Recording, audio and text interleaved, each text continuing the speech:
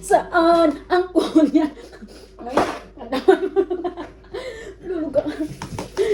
Walang katutumahan ang kunyang. Kung may amo kayo na sobra, na pag pinagalitan na yung alaga mo, gagampihan at sabihin okay lang. At pagkatapos naman ng kasalanan na yun, isisisi na naman sa iyo. Anong karapatan kong magreklamo?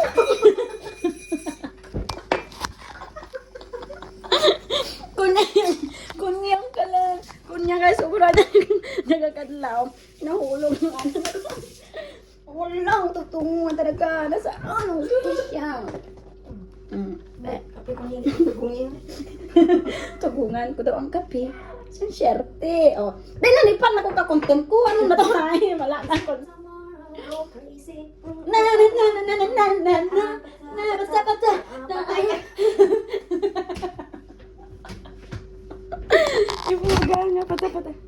Na na na na na na na na na na na na na. Yos.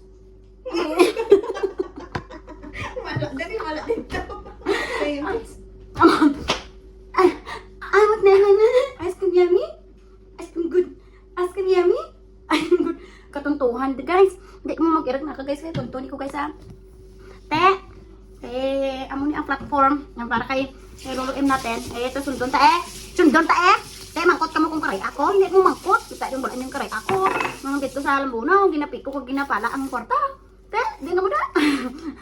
Ang balang nila. Kaya nga, tikalon mo. Ay, tayo na. Hello po, bilo-bilo po kami.